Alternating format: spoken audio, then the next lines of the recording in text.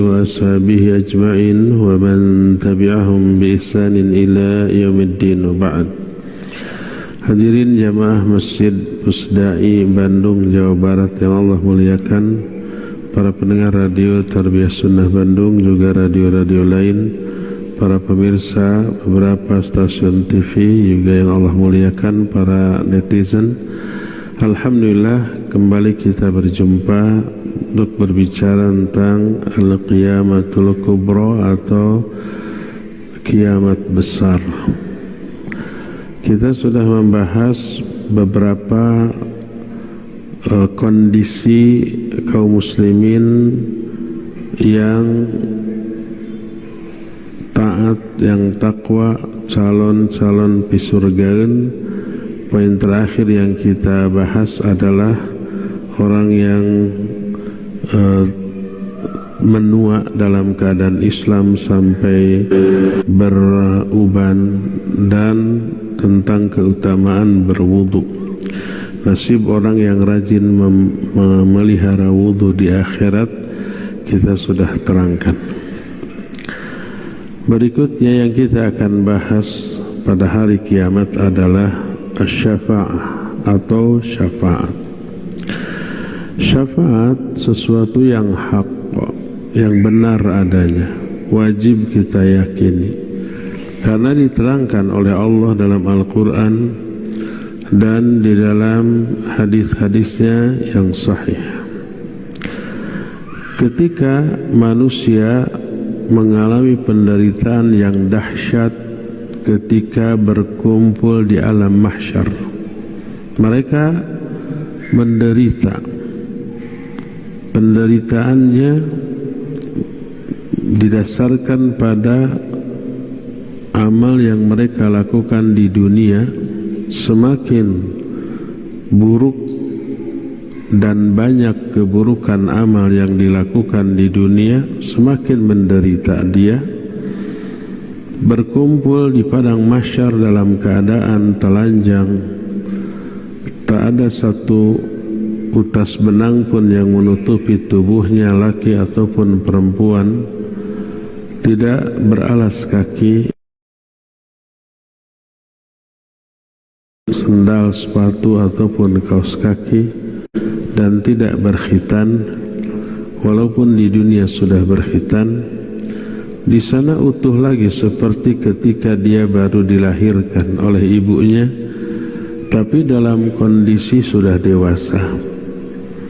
Matahari sangat dekat, panasnya enggak ketulungan, berkeringat sampai merendam sebagian anggota tubuhnya.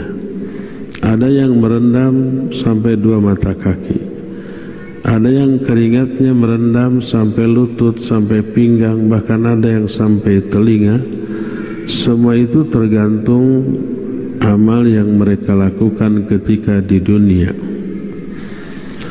Tidak semua orang menderita saat itu, sudah kita terangkan di pertemuan sebelumnya. Ada orang yang terhindar, mereka dinaungi di bawah naungan arsy oleh Allah karena amal baik yang mereka lakukan. Adapun umumnya orang menderita, ingin segera terhindar dari kondisi seperti itu, maka mereka mengalami usaha dan pencarian yang panjang, mencari orang-orang yang kedudukannya tinggi di momen seperti itu, agar mereka bisa memperoleh syafaat yang bisa melepaskan mereka dari penderitaan dan kengerian di zaman tersebut. Mereka mendatangi Adam alaihissalatu wassalam, minta agar mereka dilepaskan dari kondisi yang mengenaskan tersebut.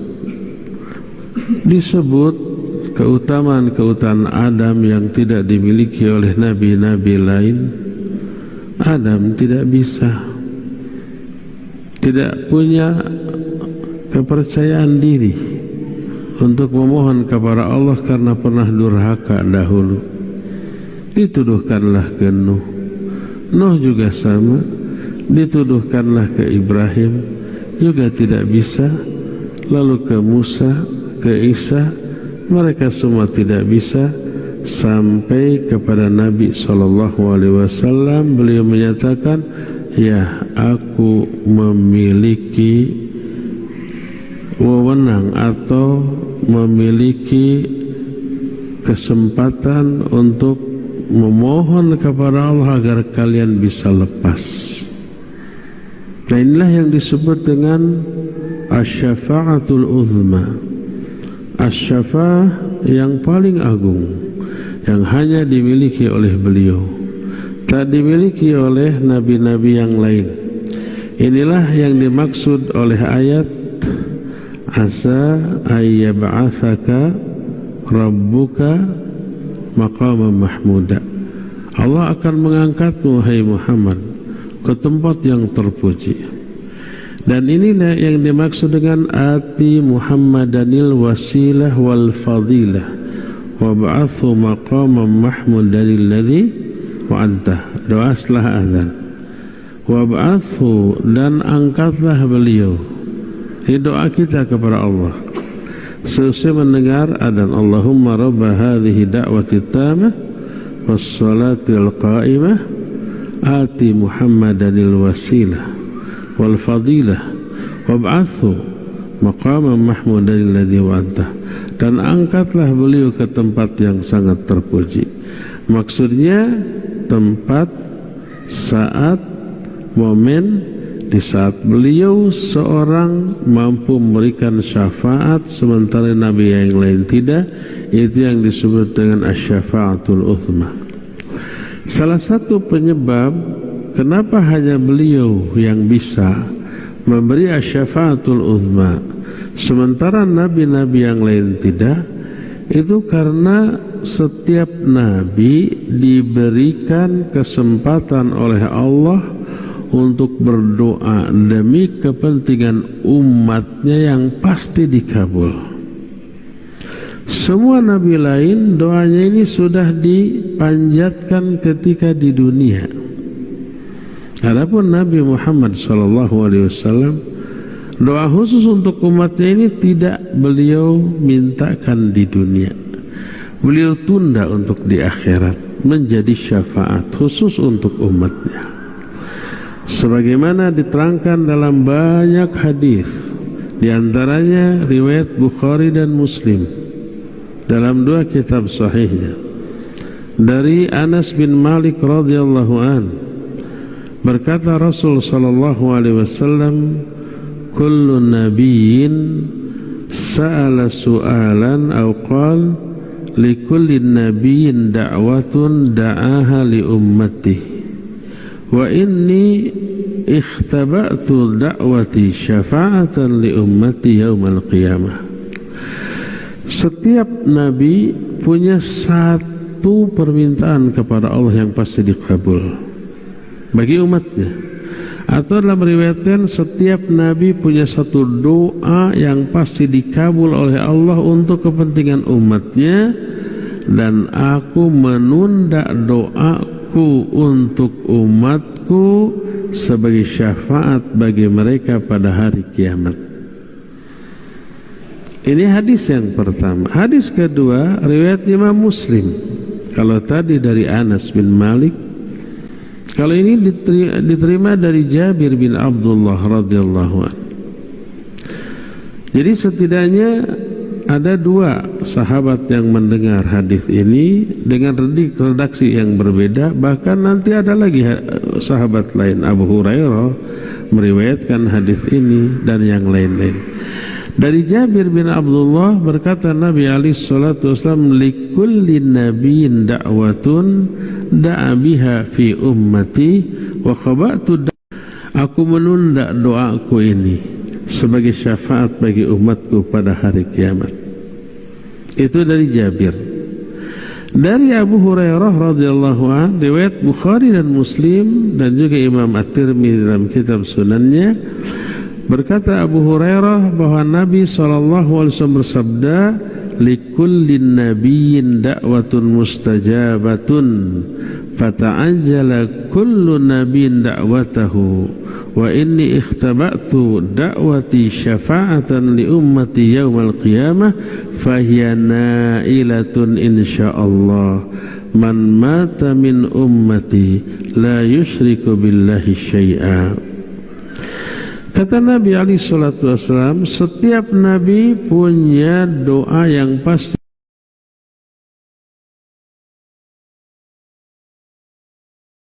Doaku sebagai syafaat bagi umatku pada hari kiamat, dan ini pasti akan dikabul insyaallah.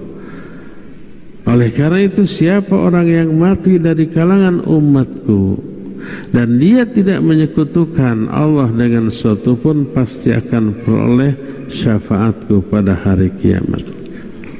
Dalam hadis riwayat Imam At-Tirmidzi dari Anas bin Malik, "Syafaati li ahlil kabairi min ummati." Syafaatku diperuntukkan bagi orang-orang yang berdosa besar di kalangan umatku. Syafaat dari Nabi SAW dibanding orang soleh. Orang soleh tanpa dapat syafaat dari Nabi SAW, mereka sudah selamat dari azab karena kesolehannya. Adapun orang durhaka, kalau enggak dapat syafaat, celaka, ya enggak? Sehingga mereka lebih layak untuk memperoleh syafaat dari Nabi SAW. Adapun hadis yang berkaitan dengan syafaat al-uzma banyak sekali. Kita tidak akan ungkapkan semuanya karena isinya sama, riwayatnya banyak. Tapi kita akan bacakan satu hadis saja yang diterima dari Anas radhiyallahu anhu. Berkata Rasulullah SAW, "Yajma'ullahu an-nasa yawmal qiyamah fayahtamuna lidhalik, wa fi riwayat fayulhimuna lidhalik, fayaqulun lawistasfa'na ila rabbina hatta yurihana min makanina hadha." Allah mengumpulkan seluruh manusia pada hari kiamat, lalu diilhamkan oleh Allah kepada mereka, karena mereka menderita, ingin segera keluar dari kondisi itu.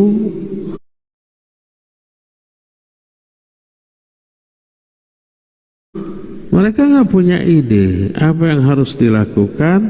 Oleh Allah diilhamkan, muncul sebuah ide.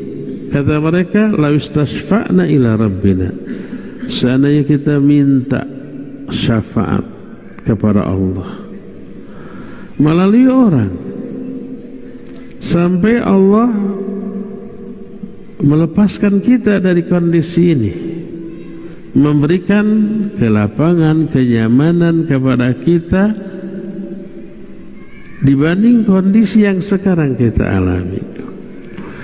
Idenya muncul, mereka harus mendatangi Adam, lalu diungkit kelebihan-kelebihan Adam yang tidak dimiliki oleh nabi lain, termasuk nabi kita Muhammad SAW.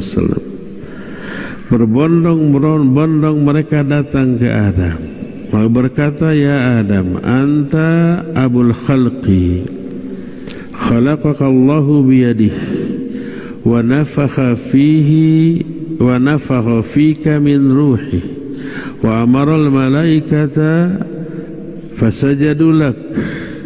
Hai Adam, engkau bapak seluruh makhluk. Ini kelebihan-kelebihan Adam. Allah telah menciptakan engkau langsung dengan tangannya, sementara nabi lain tidak. Yang diciptakan langsung dengan tangan Allah 4.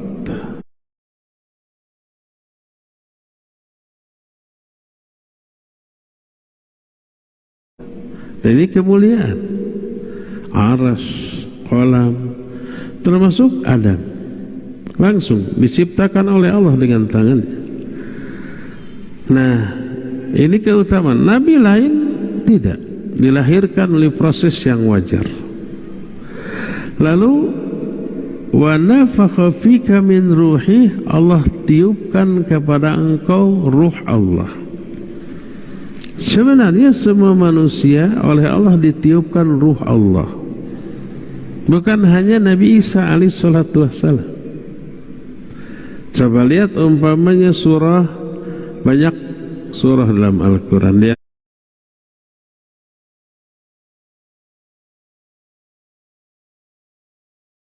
adalah surah As-Sajdah.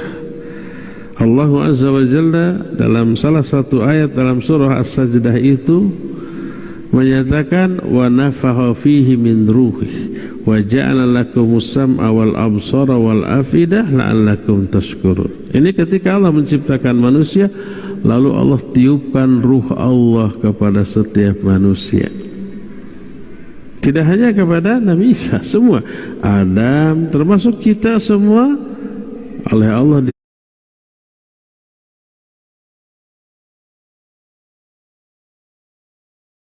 ditiupkan ruh Allah kepada kita. Maka tidak ada perbedaan antara cara meniupkan ruh Allah kepada Nabi. Ruhi, Allah meniupkan ruh Allah kepada setiap anak Adam. Yang dimaksud ruh Allah bukan ruh bagian dari diri Allah. Sama ruh Allah itu dengan hamba Allah, dengan baitullah, dengan ciptaan Allah. Apakah rumah Allah bagian dari diri Allah? Bukan. Apakah hamba Allah bagian dari diri Allah? Bukan. Apakah rizki Allah bagian dari diri Allah? Bukan. Sesuatu yang terpisah dari diri Allah, tapi idhafat di sana maknanya adalah milik. Abdullah, hamba Allah, maksudnya hamba milik Allah, tapi bukan bagian dari diri Allah. Ka'bah atau masjid Baitullah bukan rumah bagian dari diri Allah, tapi rumah milik Allah. Termasuk ruhullah, ruh Allah, maksudnya ruh milik Allah, tapi bukan bagian dari diri Allah. Ruh itu yang kemudian ditiupkan kepada Adam, kepada Nabi Isa, dan kepada kita semua.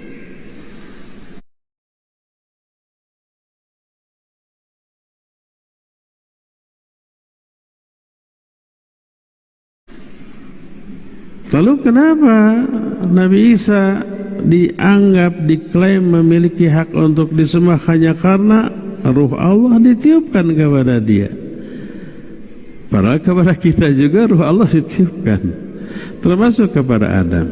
Ini hadis, wa nafakha fika min ruhi, Allah langsung tiupkan ruh Allah kepada engkau.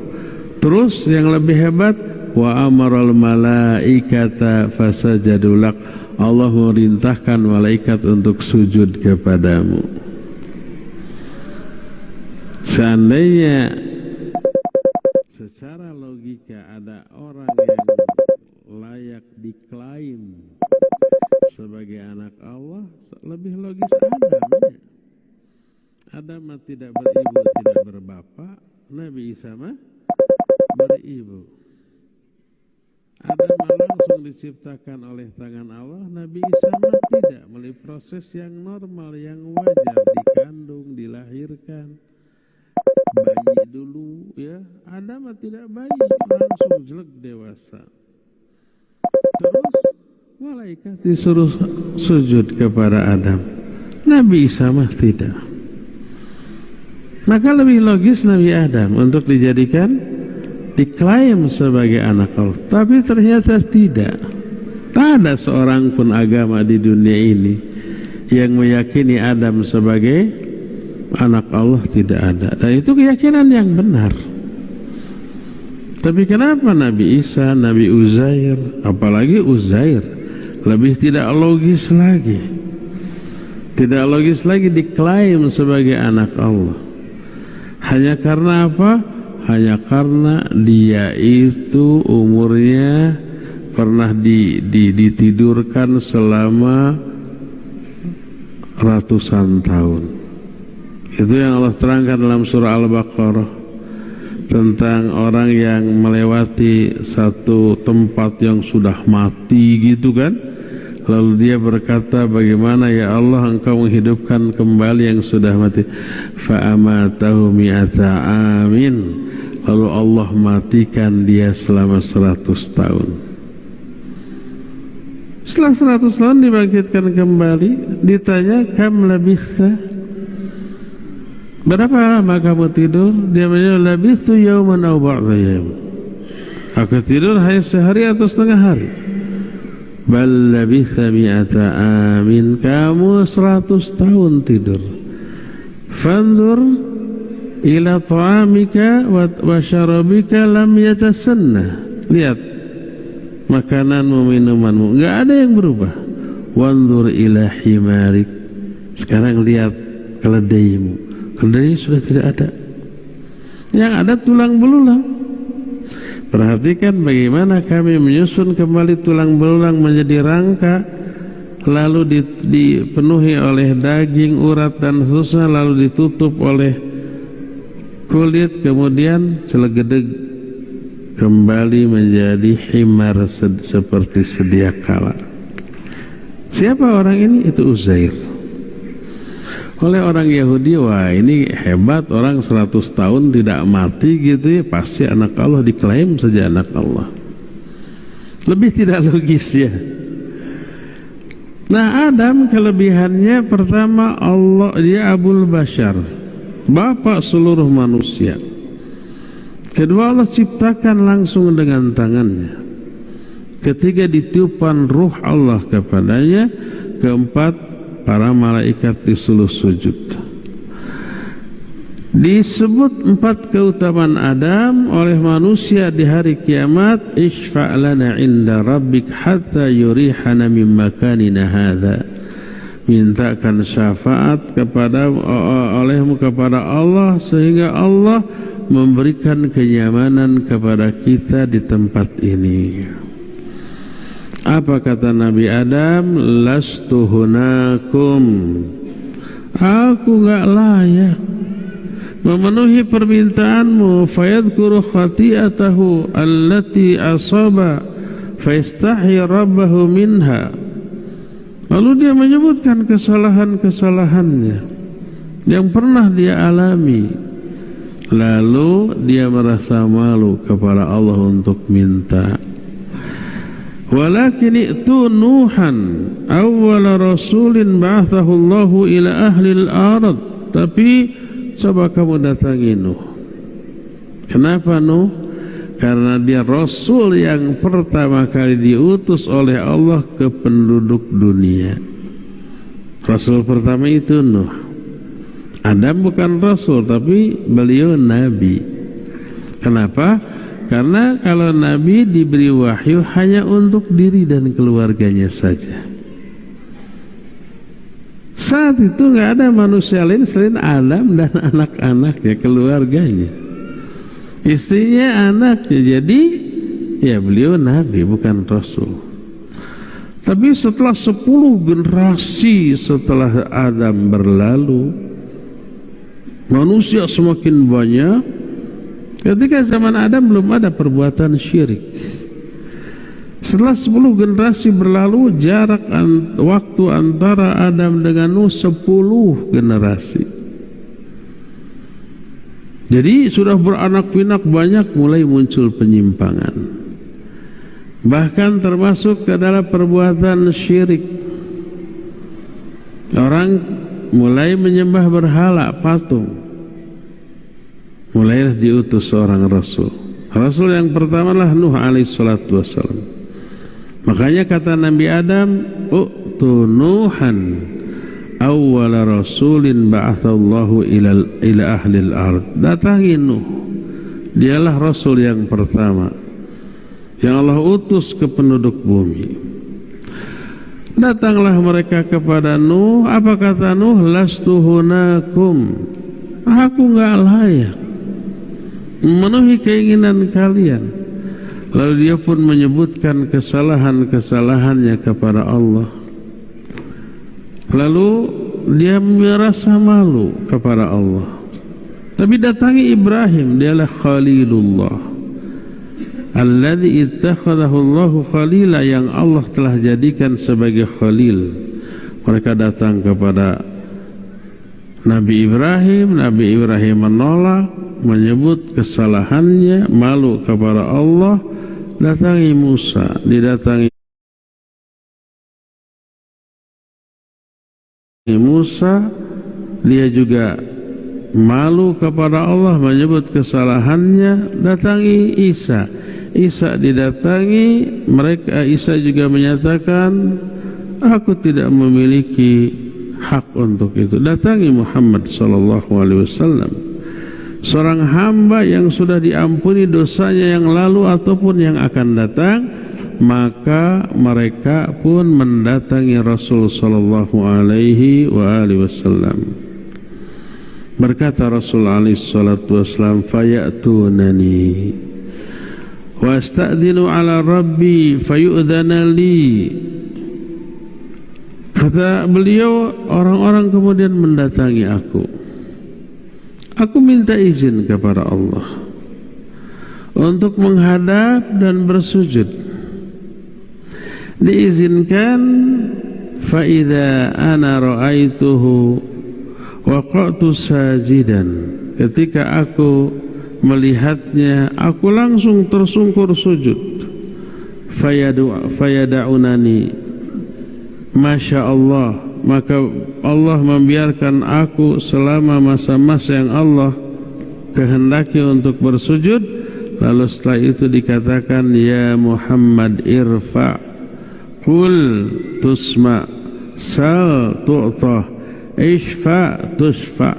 Hai Muhammad, angkat kepalamu, bicaralah kamu, omongan kamu akan didengar. Mintalah kamu, permintaan kamu akan diberikan. Mintakan syafaat, kamu akan diberikan hak untuk memberi syafaat.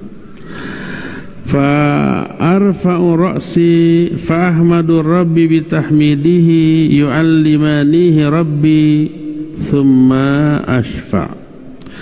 Aku pun mengangkat kepalaku, lalu aku memuji Allah dengan pujian-pujian yang Allah ajarkan kepadaku, yang belum pernah Allah ajarkan kepadaku sebelumnya. Apa isinya? Nggak tahu, kan belum pernah diajarkan kepada Nabi selama masih hidup. Nanti diajarkannya pada hari kiamat. Yang jelas indah. Kemudian aku minta syafaat. Lalu apa yang terjadi? Maka diberikan hak untuk memberi syafaat. Kemudian orang-orang pun dilepaskan dari penderitaan. Lalu apa yang terjadi? Mereka memulai proses hisab. Inilah syafaatul uzma, syafaat yang terbesar yang hanya dimiliki oleh Nabi SAW, sementara nabi-nabi yang lainnya tidak memiliki hal tersebut. Maka inilah syafaat yang wajib untuk kita yakini, karena Allah menjelaskan itu dalam Al-Quran. Nabi SAW pun merangkan itu dalam banyak hadisnya yang sahih. Apakah syafaat tersebut hanya itu? Tidak. Secara umum syafaat ada dua. Pertama, asy-syafaatul maqbulah, syafaat yang diterima. Yang kedua, asy-syafaatul marfudhah, syafaat yang ditolak. Apa saja asy-syafaat al-maqbulah atau syafaat yang diterima? Ada beberapa macam. Pertama, asy-syafaatul uzma. Pertama, syafaatul uzma yang tadi diterangkan. Al-uzma adalah bentuk muannats dari al-a'zam. Al-a'zam adalah sigat mubalaghah atau isim tafdil dari al-azim. Al-azim agung, teragung, paling agung. Bahasa kitanya kan diistilahkan superlatif ya. Artinya paling. Bahasa Arabnya isim tafdil. Azim agung, teragung a'zam. Kalau laki-laki. Bentuk muannas al-uzma. Seperti Hasan bagus, terbagus ahsan. Itu kalau laki-laki. Kalau dalam bentuk muannats hasanah. Hasanah itu bagus. Kalau terbagus al-husna. Al-asmaul husna itu nama-nama terbagus bagi Allah SWT. Al-uzma bentuk muannats dari al-a'zam, teragung. Asy-syafa'atul uzma, asy-syafa'ah teragung, karena itu hanya dimiliki oleh Allah SWT. Ini yang pertama. Kedua, masih milik Nabi SAW. Asy-syafa'atu fi ahli dzunub minal muwahhidin alladzina dakhalun nar. Kedua, syafaat tentang ahli tauhid yang banyak melakukan dosa yang menyebabkan mereka terancam dengan neraka. Ada ahli tauhid tapi bermaksiat banyak. Tak ada orang yang maksum kecuali Nabi SAW, termasuk para sahabat. Para sahabat tidak masuk. Mereka melakukan dosa, iya. Kecil apa besar? Besar. Di antara sahabat ada yang mabuk? Ada. Di antara sahabat ada yang berzina? Ada. Di antara sahabat ada yang lari dari medan perang? Ada. Termasuk di antara Utsman bin Affan radhiyallahu anhu. Tapi mereka kemudian taubat dan diterima taubatnya, dan kisah taubat dan diterima taubatnya Allah terangkan dalam Al-Qur'anul Karim. Termasuk umat yang kemudian di zaman kita, ada enggak orang yang tauhidnya lurus, manhajnya lurus tapi ahli maksiat? Ada.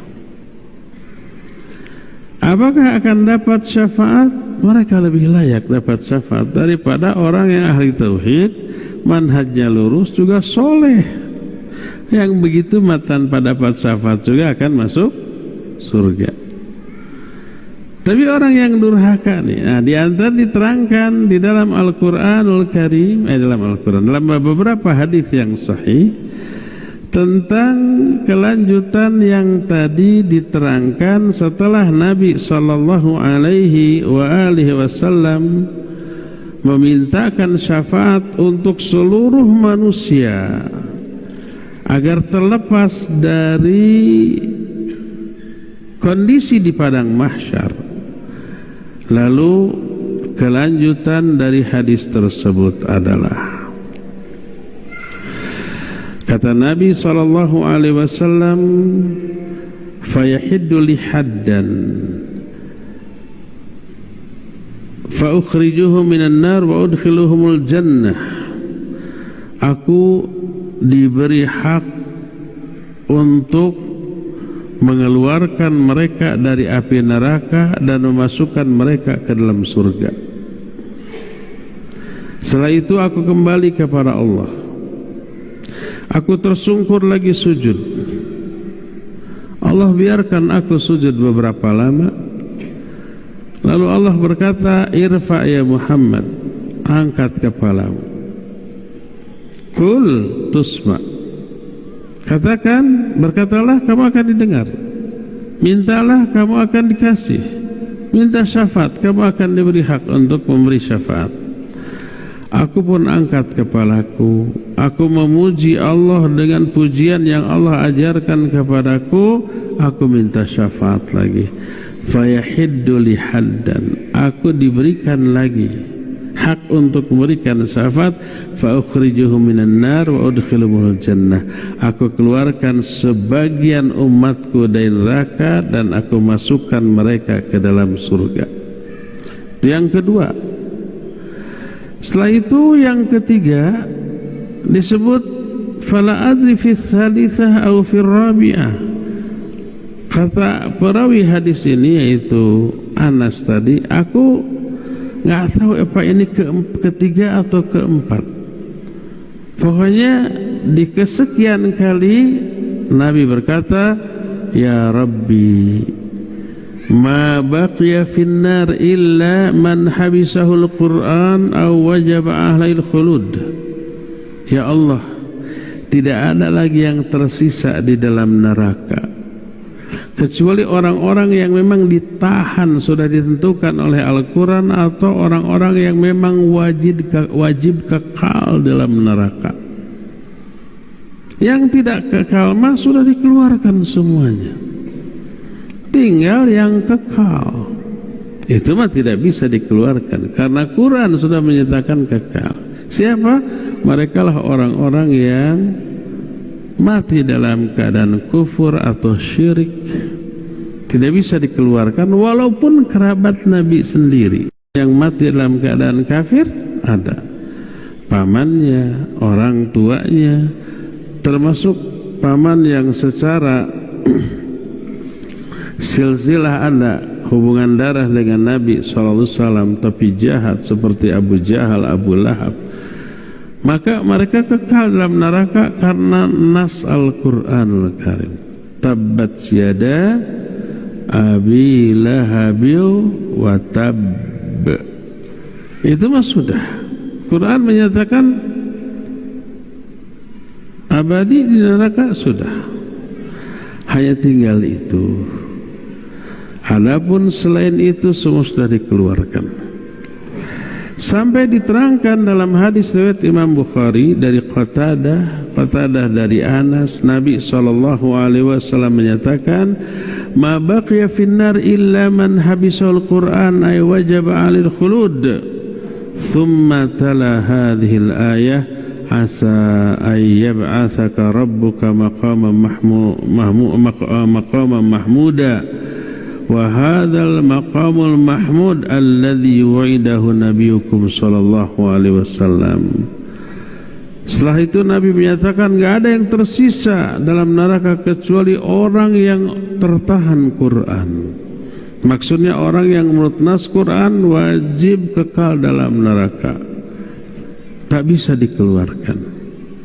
Yang bisa mengeluarkan hanya Nabi sallallahu alaihi wasallam, itu pun hanya orang muslim yang tidak kafir, tidak musyrik, sekalipun memiliki dosa seabrek.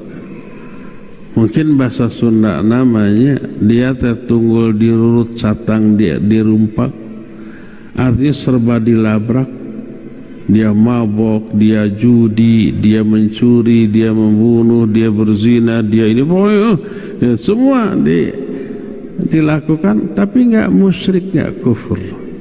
Dosanya lebih besar, masuk ke dalam neraka. Ini akan dikeluarkan oleh syafaat Nabi SAW. Maka di dalam riwayat lain ada tambahan, faqala an-nabiy SAW, Nabi bersabda, yakhruju minan nar man qala la ilaha illallah wa kana fi qalbihi minal khair ma yajadu sya'ira. Akan keluar dari api neraka orang yang mengatakan la ilaha illallah, dia muslim, dan di dalam hatinya hanya ada kebaikan sekecil sebiji gandum dengan kulitnya. Kecil apa besar? Kecil. Gandum, pernah lihat gandum? Ya semacam sebesar beras, tapi padi yang ada kulitnya sebesar itulah.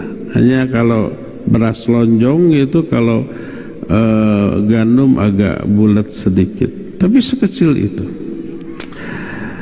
Kemudian akan keluar dari api neraka orang yang mengatakan la ilaha illallah dan dalam hatinya ada kebaikan walaupun sekecil biji gandum. Kalau tadi dengan kulitnya, sekarang kulitnya dibuka, hanya bijinya lebih kecil kan? Sekecil apa namanya pedas, bahasa Indonesia pedas teh. Merica biji. Sekecil itu kebaikan dalam hatinya. Kalau sekecil itu berarti yang gede apanya? Dosanya. Dia ke neraka, tapi nanti akan dikeluarkan. Walaupun kebaikannya hanya sekecil merica tadi. Lalu akan dikeluarkan dari api neraka orang yang mengatakan la ilaha illallah, dan di dalam hatinya ada kebaikan walaupun sekecil debu. Debu lebih kecil lagi, nyaris gak kelihatan. Dan ini terjadi karena syafaat dari Nabi SAW untuk mereka. Jadi inilah jenis syafaat yang kedua, syafaat Nabi kepada para pelaku dosa besar dari umatnya. Ketiga, syafaat Nabi SAW bagi orang yang sama antara kebaikan dengan kesalahannya.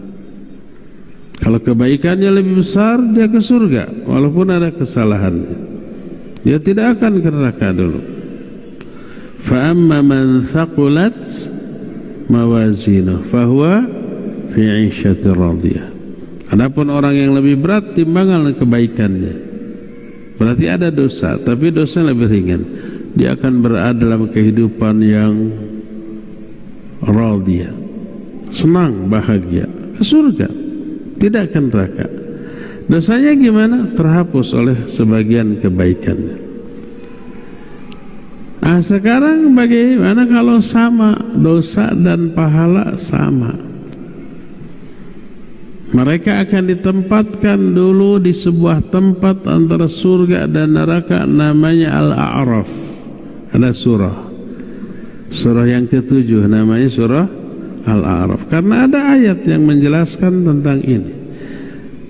Dia tidak ke surga, tidak ke neraka karena seimbang antara pahala dan dosa.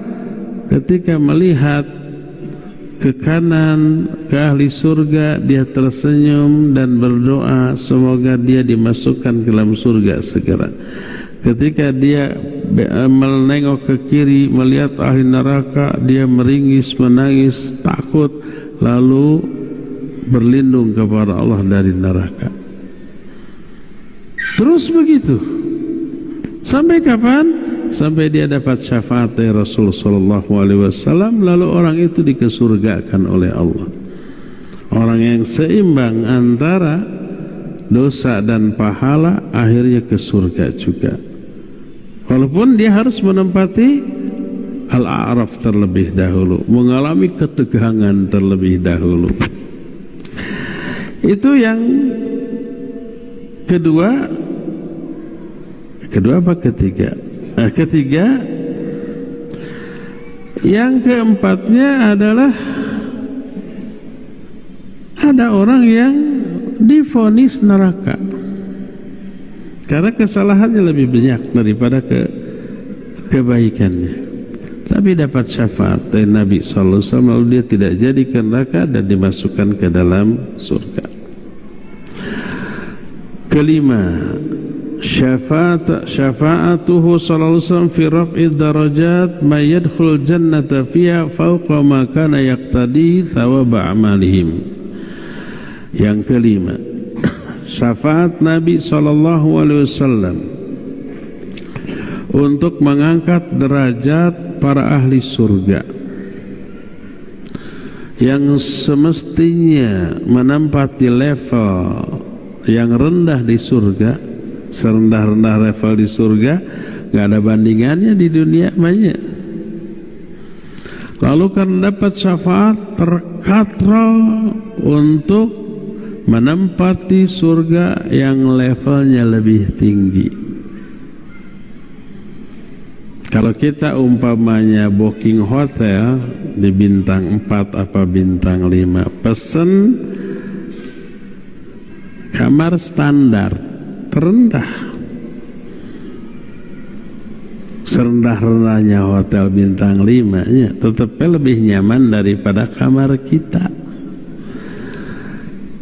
Tapi pas check-in, ini sudah booking sepekan sebelumnya, oke, pas check-in penuh, semua kelas standar habis.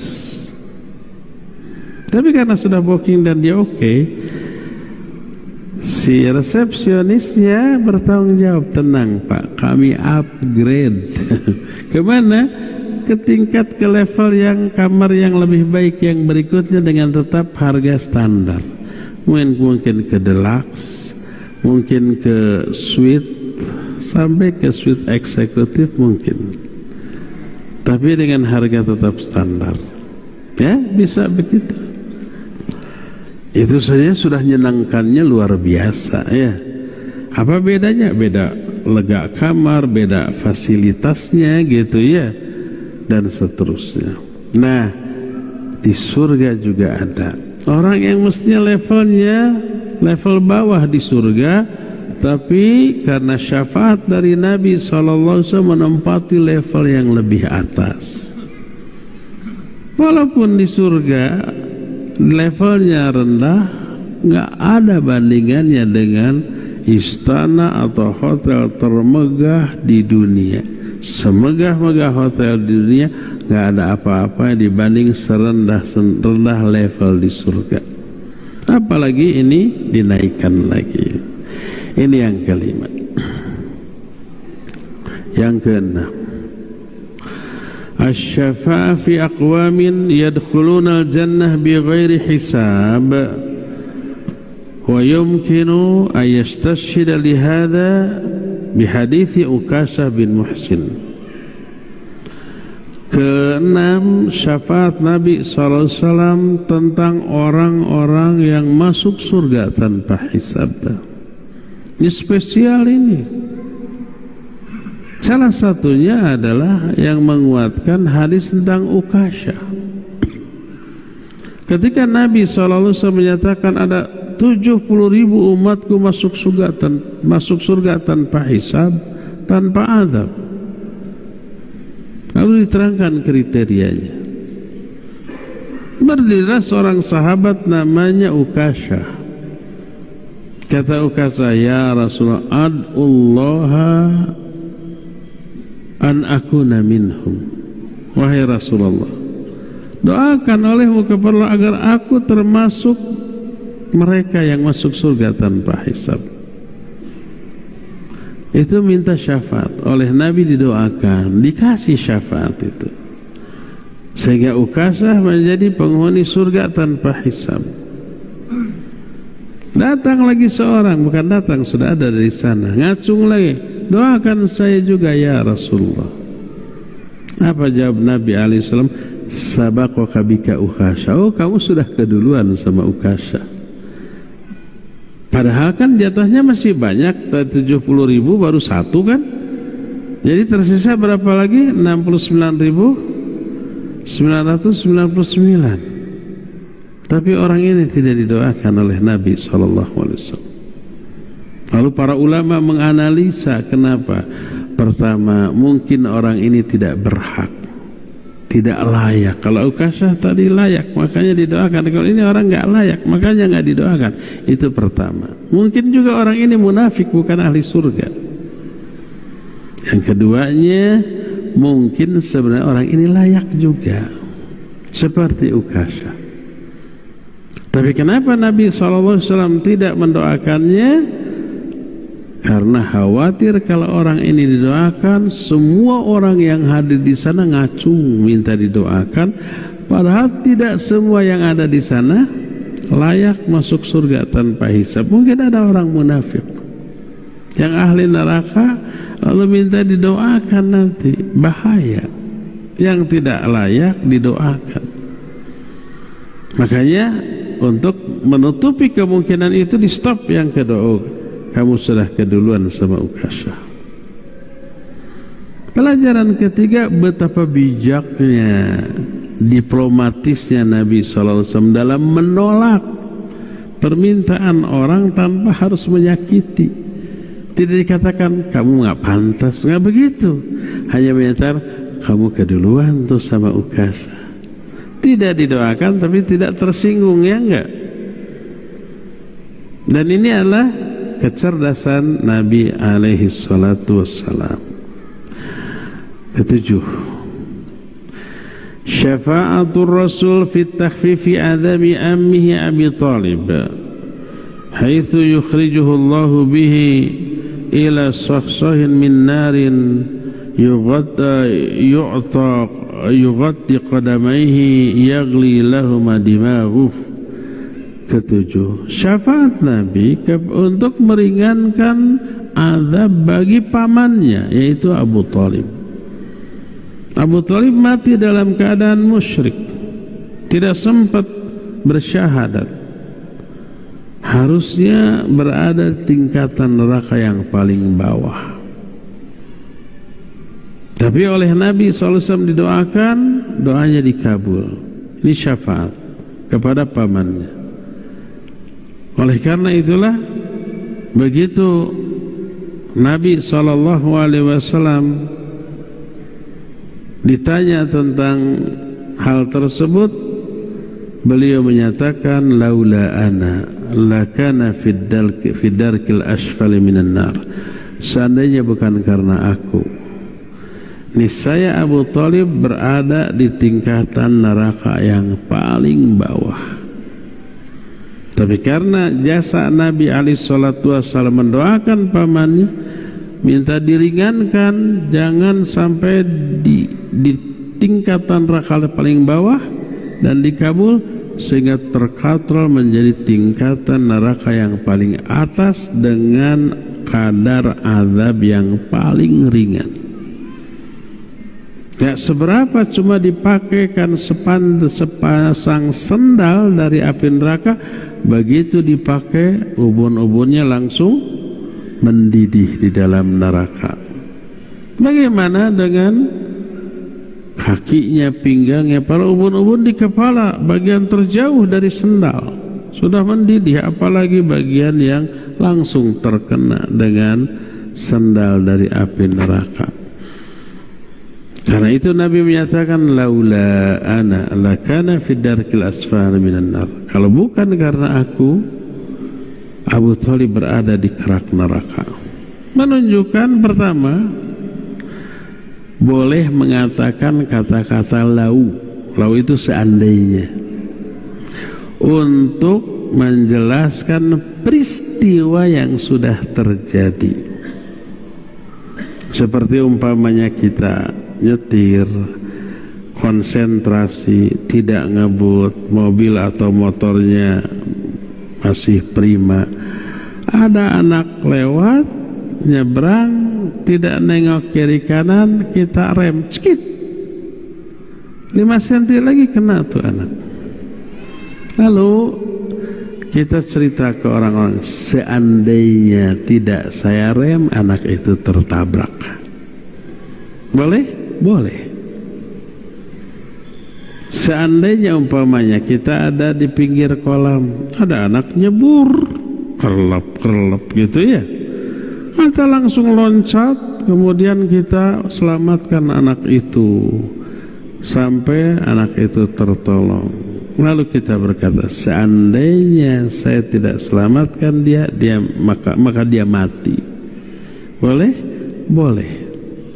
Karena kita mempergunakan kata seandainya untuk menerangkan kejadian yang sudah berlalu. Adapun hadis, kata Nabi sallallahu alaihi wasallam, "Lau asabaka syai'un fala taqulanna law anni fa'altu kadza lakana kadza. Walakin qul masyaallahu qadarullah masyaallahu kana." Lianna law taftahu amal syaitan. Kalau kamu ditimpa musibah, jangan sekali-kali kamu berkata, seandainya saya tadi tidak begitu, nggak akan begini kejadiannya. Tapi katakanlah, qadarullah, masyaallah fa'al.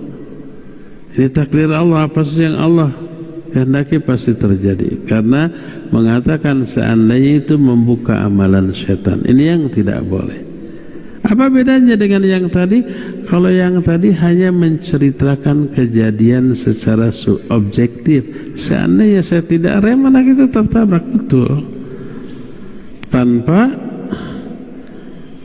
menghilangkan peran Allah dalam kejadian itu. Ditakdirkan kita konsentrasi, kita ditakdirkan tidak ngebut, ditakdirkan ada anak nyebrang, ditakdirkan kita bisa ngerem, ditakdirkan selamat.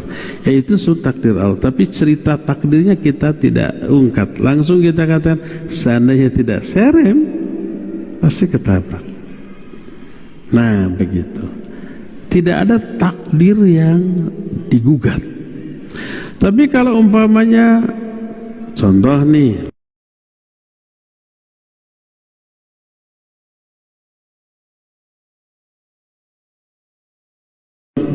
kita males ngaji ke pusdai, ngapain gitunya, kesel sejam setengah.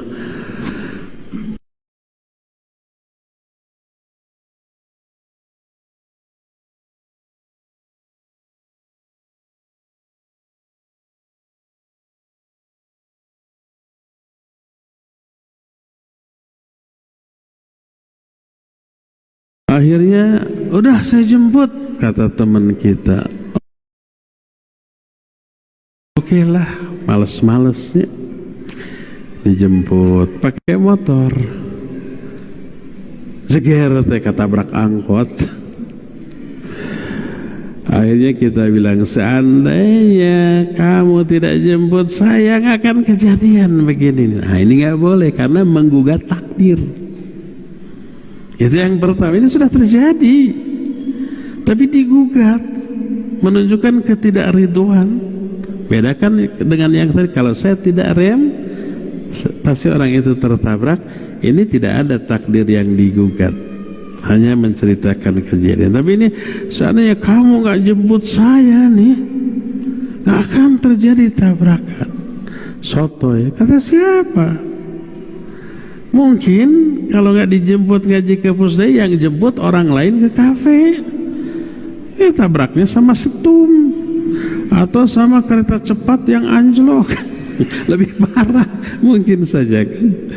Itu menggugat takdir yang sudah ada. Itu yang tidak boleh ya. Itu sama dengan perkataan Nabi SAW tadi, laula ana, seandainya bukan karena aku, pasti Abu Thalib berada di neraka yang paling bawah.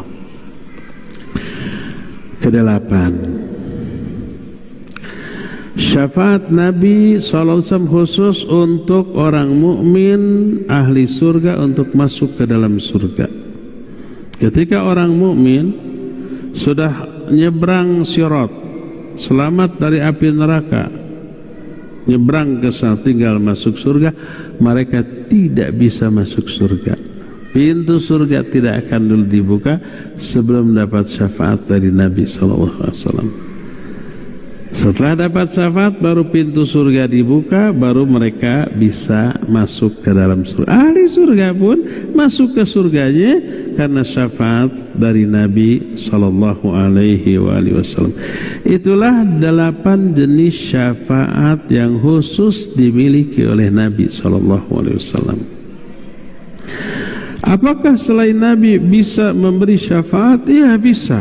Para malaikat nanti memberi syafaat, sesama mukmin nanti memberi syafaat, dan syafaat antar sama mukmin ini akan kita bahas di bulan yang akan datang. Untuk sekarang cukup sampai di sini, waktunya sudah mau habis dengan tanya jawabnya juga nih. Tinggal tersisa 7 menit. Kita akan masuk ke sesi tanya jawab. Wassallallahu ala nabiyina Muhammadin wa ala alihi wasallam. Mangga Pak Mulyono, ada mic? Kasih mic Pak Mulyono, bawa ke rumah. Assalamualaikum warahmatullahi wabarakatuh. Waalaikumsalam warahmatullahi wabarakatuh. Tadi telah disampaikan masalah 5 nabi, yaitu Nabi Nuh, Nabi Ibrahim, Nabi Isa, Nabi Musa, dan Nabi Muhammad SAW. Di antara 5 itu yang bisa memberi syafaat yaitu Rasulullah SAW. Alasan apa yang 4 itu tidak bisa memberi syafaat, saling melemparkan? Sekian, assalamualaikum warahmatullahi wabarakatuh. Waalaikumsalam warahmatullahi wabarakatuh. Iya, hanya Nabi kita yang dapat memberi syafaat, Nabi yang lain tidak. Apa alasannya? Sudah diungkap tadi, Nabi-Nabi yang lain pernah melakukan kesalahan besar kepada Allah Azza wa Jalla. Nabi Adam disuruh jangan mendekati pohon ini. Dilanggar apa tidak? Dilanggar. Beliau disuruh tinggal di surga, bebas apapun, hanya satu larangan. Jangan dekati. Fala taqraba hadhihi syajarah fatakuna minadh dhalimin. Jangan kamu berdua, Adam dan Hawa, mendekati pohon ini, maka kamu akan zalim. Satu-satunya larangan di surga saat itu. Walaupun hanya satu larangan dilanggar. Kita hidup di dunia, berapa larangannya untuk kita? Puluhan, mungkin ratusan. Ada yang kita langgar? Banyak. Dengan melanggar banyak larangan ingin ke surga, Adam aja melanggar hanya satu larangan diusir dari surga. Karena itulah maka beliau tidak pede untuk meminta kepada Allah. Demikian juga Nabi Nuh. Dia pernah menyatakan ketika anaknya, Kan'an namanya, tenggelam, dia menyatakan, ya Allah, dia anakku, dia keluargaku, engkau sudah berjanji akan menyelamatkan keluargaku. Apa kata Allah? Laisa min ahlik, dia sudah bukan lagi keluargamu. Salah, akhirnya bertobat. Nabi Ibrahim, ya, pernah berbohong dalam 3 kali kesempatan. Karena itu tidak pede untuk minta kepada Allah. Nabi Musa juga begitu, pernah membunuh. Akhirnya yang bisa hanyalah Nabi kita Muhammad SAW. Itu alasan. Assalamualaikum warahmatullahi wabarakatuh. Apa saja keutamaan doa saat safar?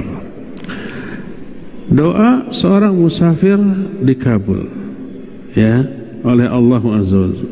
Ada 3 orang yang doanya tidak akan ditolak oleh Allah. Salah satunya adalah doa orang yang musafir sampai dia kembali. Maka ketika safar, apalagi untuk haji, untuk umrah, untuk thalabul ilm gitu ya, untuk mondok, untuk dakwah, safar, doa selama safar diijabah oleh Allah Azza wa Jalla. Apakah saatnya sudah masuk ke fase tanda kiamat? Iya, tanda kiamat kita sudah terangkan. Secara umum ada 2, tanda besar, tanda kecil. Tanda besar belum satu pun muncul. Tanda kecil ada 3. Tanda kecil yang sudah terjadi dan tidak akan terulang, seperti belahnya bulan, iqtarabatis sa'ah wan syaqqal qamar. Telah dekat kiamat dan bulan telah terbelah. Ini enggak terjadi lagi, sudah terjadi. Termasuk diutusnya Nabi kita Muhammad SAW. Tanda kiamat dan kematian beliau, tanda kiamat sudah terjadi dan tidak mungkin terjadi lagi. Kedua, ada tanda kiamat yang sudah terjadi dan masih sampai sekarang terjadi. Nah, ini kita dalam fase ini. Contohnya apa? Banyaknya pembunuhan, banyaknya orang-orang yang menghalalkan apa yang sudah Allah haramkan, menghalalkan riba, menghalalkan minuman keras, menghalalkan musik dan nyanyian. Gak tanggung-tanggung yang menghalalkannya juga ustadznya. Kalau ada orang yang menyatakan musik nyanyian halal, jangan dibantah. Cukup mengatakan shadaqa Rasul sallallahu alaihi wasallam. Benarlah ucapan Rasul sallallahu alaihi wasallam ketika beliau menyatakan kelak di akhir zaman ada orang yang akan menghalalkan ini termasuk musik dan nyanyian. Nih terbukti gitu ya. Nggak perlu berbantah-bantahan seperti itu.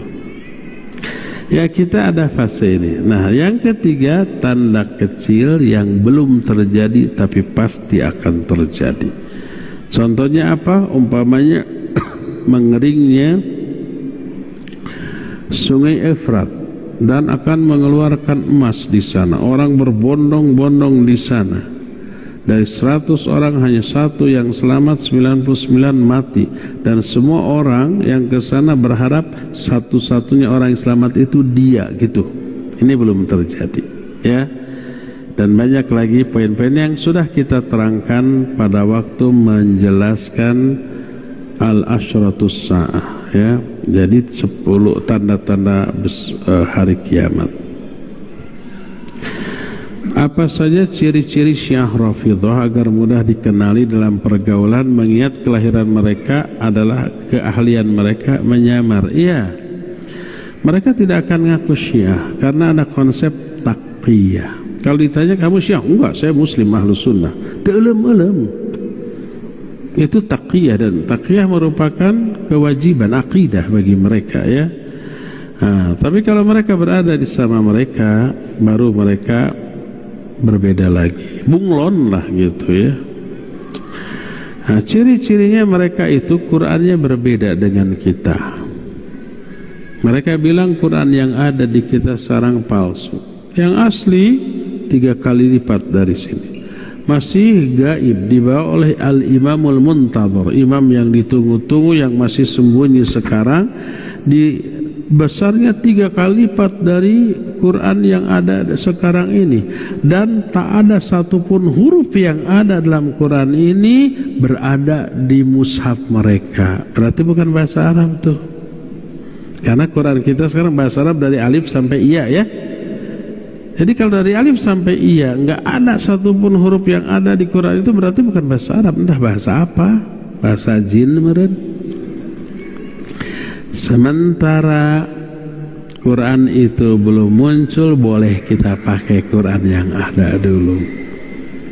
Makanya kalau kita ke Iran, mushaf yang kita temukan sama dengan mushaf kita. Iya betul. Karena ada tokoh Islam di Indonesia, sudah koin sekarang. Dia ngomong bohong, Quran orang Syiah beda dengan saya. Sudah ke Iran, sudah mau Quran. Iya betul. Sementara belum muncul, pakai dulu ini. Tapi dalam keyakinan mereka, mereka bilang ini palsu. Ini sudah ditambah, dikurang, bahkan dirubah. Tahu nggak? Sampai ada orang yang setelah ngaji ke orang Syiah nggak berani dalam sholatnya membaca setelah Fatihah Qul huwallahu ahad, Al-Falaq dan Anas, karena itu bukan bagian dari Quran menurut versi mereka. Ada yang seperti itu. Jadi beda Qurannya, beda, hadisnya beda. Kalau menurut kita hadis itu ucapan, perbuatan dan ketetapan Nabi alaihi salatu wasallam. Kalau mereka hadis itu ucapan, perbuatan, ketetapan imam dan seterusnya, ya. Mereka sekarang punya kiblat baru bikin. Makanya nggak perlu haji ke Mekah, ke Madinah. Alhamdulillah bagi kita, waktu umpamanya orang Syiah masih bebas, orang Iran masih bebas ke sana, sareksek lihat sholatnya, sareksek apa ya. Kita ngelihatnya juga tidak nyaman. Mereka nggak mau sujud di karpet, inginnya di keramik, karena nggak sah sujud yang tidak langsung ke benda yang mengandung unsur tanah. Kalau keramik ya unsur tanah. Mereka bawa-bawa kain yang ada tanah, terutama Karbala. Kalau nggak ada tisu nggak apa-apa daripada karpet. Makanya kita dulu banyak menemukan orang Syiah selalu sholatnya itu bukan di karpet tapi di keramik begini. Kalau toh harus di karpet, mereka siapkan tisu. Sampai ada kasus beberapa kali saya lihat, mau sujud diidikan tisu, sujudnya di atas tisu. Ada orang lewat, keinjak itu tisu, nempel di kakinya, dikejar. Dikejar, diambil kembali, langsung sujud ya. Kebayang kalau kita jahil ya, kejar lari.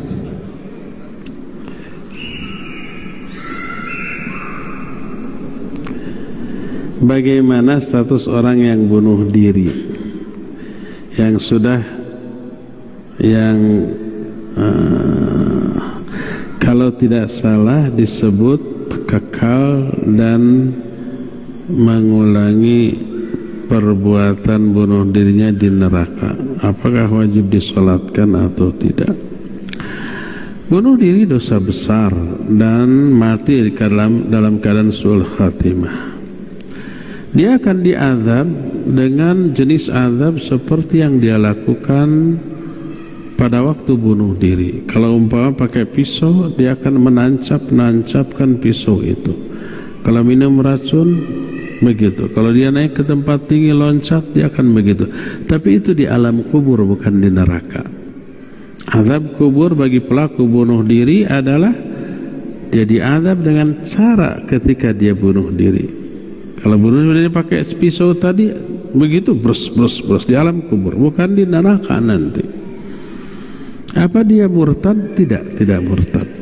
Apa dia keluar dari Islam? Tidak keluar. Dia masih muslim, tapi muslim yang berdosa besar. Salatkan enggak? Salatkan. Karena dia masih muslim. Tapi untuk ashabul afadil, tokoh agama yang dijadikan panutan, sebaiknya tidak menyolatkannya. Sebagaimana Nabi SAW ketika ada diberitakan ada seorang sahabat yang mati dalam keadaan bunuh diri, apa kata beliau? Sallu alaihi, solatkan oleh kalian. Nabi menyuruh sahabatnya mensolatkan, beliau sendiri tidak menyolatkan. Beliau menyuruh sahabat untuk menyolatkan, menunjukkan dia muslim. Dan doa dalam solatnya diharapkan bisa mengurangi kadar dosanya, kadar azabnya. Tapi beliau tidak mau menyolatkan sebagai takzir, sanksi sekaligus pelajaran bagi yang masih hidup. Kalau nanti matinya bunuh diri, enggak disolatkan oleh Nabi SAW. Sehingga dari sini para ulama menyatakan orang yang mati bunuh diri wajib disolatkan. Tapi bagi tokoh agama sebaiknya tidak ikut menyolatkan sebagai pelajaran bagi yang masih hidup. Jangan sampai seperti orang bunuh diri ini.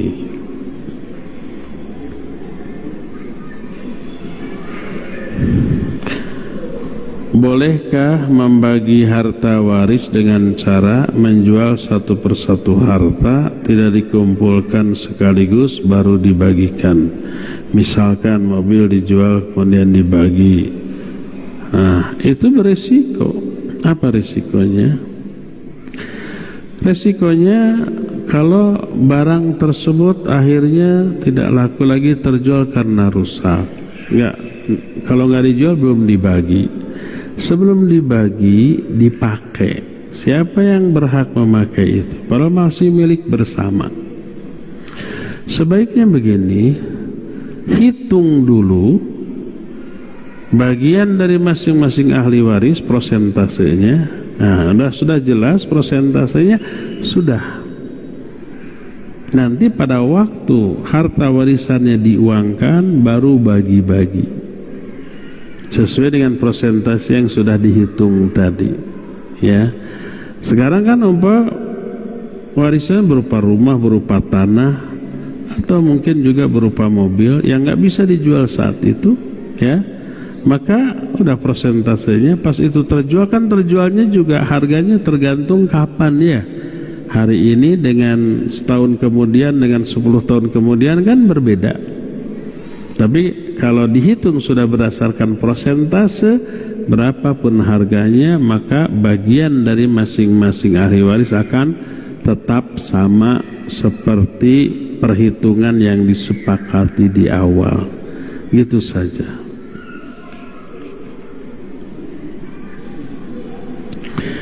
Mohon doanya, mertua anak udah sepuh, udah 2 hari ini tidak sadar. Mohon dimudahkan jalan yang terbaik dari Allah Azza wa Jalla. Iya, semoga diwafatkan dalam keadaan husnul khatimah. Semoga apabila kematian lebih baik baginya, semoga Allah wafatkan dalam keadaan husnul khatimah.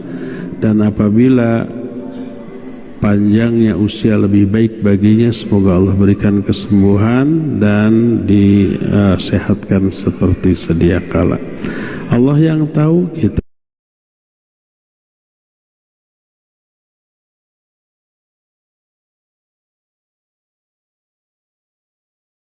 bagaimana cara menyikapi bila ada yang berbicara atau statement seperti ini: utamakan ukhuwah Islamiyah dan menyampingkan akidah perbedaan demi terbentuknya persatuan agar tidak terjadi perpecahan di antara umat Islam. Bagaimana menjawabnya? Jawab begini: kita amat sangat cinta terhadap persatuan dan kesatuan, tapi kita lebih mencintai kebenaran. Lebih baik dimusuhi dan berpecah demi kebenaran daripada bersatu di atas kebatilan. Ingat, kalau umpah akidah berbeda-beda kemudian menyatu, mustahil, sesuatu yang mustahil.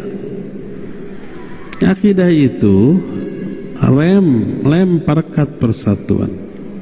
Yang menyatukan hati kita Allah, bukan kita. Dan Allah hanya menyatukan orang-orang yang seakidah. Ini ayat, ini hadir.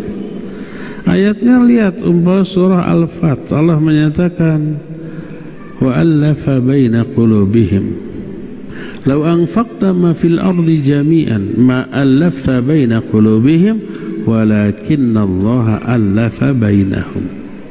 Allah lah yang menyatukan hati-hati mereka. Seandainya kamu menginfakkan seluruh harta di dunia ini sebagai dana persatuan, kamu tidak akan bisa menyatukan hati mereka, tapi Allah lah yang menyatukan hati mereka. Itu ayat, ya. Lihat realita, apa sih tali pengikat persaudaraan yang paling kuat selain agama? Persaudaraan, kekeluargaan, kekerabatan, antara ayah dengan anak, antara adik dengan kakak, antara paman dengan keponakan, itu kan lebih kuat daripada sahabatnya. Itu aja kalau akidahnya berbeda nggak bisa bersatu. Allah menyatakan dalam Al-Quran surah Al-Hasyr ayat yang terakhir, la tajidu qauman yu'minuna billahi wal yawmil akhir yuwadduna man hadallaha wa rasulahu walau kanu aba'ahum aw abna'ahum aw ikhwanahum aw ashiratahum. Kamu tidak akan menjumpai orang yang beriman kepada Allah dan hari akhir menunjukkan rasa kasih sayang dengan orang-orang yang menentang Allah dan Rasulnya, walaupun yang menentang ini bapak-bapaknya, anak-anaknya, saudara-saudaranya atau keluarganya. Nggak bisa. Maka di perang Badar, anak dengan ayah saling bunuh, yang satu mukmin, yang satu kafir. Adik dengan kakak, mertua dengan apa, lawan mertua? Keponakan, menantu. Nabi berperang dengan menantu, ya, sampai menantunya kan di perang Badar ketahuannya, ditebus oleh istrinya, oleh putri Nabi SAW. Begitu akidah nomor 1, ya. Nah, oleh karena itulah maka Allah yang menyatukan Hadis sahih riwayat Imam Muslim menyatakan al-arwahu junudun mujannadah fama ta'arafa ta'allafa wa ma tanakara ikhtalafa. Ruh-ruh kita ini seperti tentara yang terorganisir. Ruh mana saja yang saling mengenal karena kesamaan akidah akan menyatu dengan sendiri. Ruh mana saja yang saling tidak mengenal karena perbedaan akidah akan ikhtilaf selamanya. Jangan mimpi bisa membentuk persatuan dan kesatuan di tengah perbedaan akidah. Mustahil itu dilakukan. Bagaimana konsep bersatu? Pelajari akidah yang benar, pegang teguh, maka kita akan bersatu padu dengan orang yang akidahnya benar. Begitu pasti, ya. Oleh karena itu keliru. Kedua, coba lihat mana yang lebih penting, akidah atau persatuan? Akidah lebih penting daripada persatuan. Kalau dua-duanya bisa dikompromikan, alhamdulillah. Kalau enggak dan pasti enggak bisa, ya lebih penting berpegang teguh kepada akidah yang benar. Makanya zaman harokah baheula seperti ikhwan muslimin, ya, karena menginikan persatuan dan kesatuan, di dalamnya itu macam-macam tuh. Sufinya ada, tarekatnya ada, syiahnya ada, khawarijnya ada, macam-macamnya ada. Makanya sebagian tokoh-tokoh dari ikhwan muslimin sendiri itu akhirnya memisahkan diri dari organisasi besar ini yang saat itu ada, sekarang juga mungkin masih ada, ya. Kita tahu umpamanya Said Hawa dengan bukunya Jundullah, begitu ekstrimnya keyakinan Khawarij sampai keluar dari sana. Kita juga melihat beberapa tokoh yang lain, ya, keluar dari sana, termasuk Muhammad Surur Zainal Abidin ketika belajar salaf, akidahnya sudah berbeda lagi dengan yang lain, keluar dari ikhwan muslimin. Seperti itulah, ya, pasti akan berujung kepada perpecahan, dan ketika perpecahan terjadi berubah menjadi permusuhan. Inilah yang Allah katakan, al-akhillau yawma idzin ba'duhum li ba'din adu illal muttaqun. Seluruh persahabatan, persatuan, persaudaraan kelak akan berubah menjadi musuh ketika masih di dunia, apalagi sampai ke akhirat, kecuali orang-orang bertakwa. Orang bertakwa dengan akidah yang lurus, maka itu tidak akan berubah menjadi musuh sampai hari kiamat, bahkan akan saling menolong, membantu, dan sama-sama berkumpul di surga, ya. Cukup, ya, sampai di sini. Insyaallah kita akan jumpa kembali sebulan yang akan datang. Subhanakallahum bihamdik, asyhadu an la ilaha illa anta, astaghfiruka wa atubu ilaik. Walhamdulillahirabbil alamin. Wassalamualaikum warahmatullahi wabarakatuh. Waalaikumsalam warahmatullahi wabarakatuh. Syukran jazakallahu khairan wa barakallahu fi kepada Al-Ustaz Abu Haidar As-Sundawi hafizahullahu taala yang telah memberikan pengajaran materi kajian di pagi hari ini dan juga menjawab pertanyaan yang telah diajukan.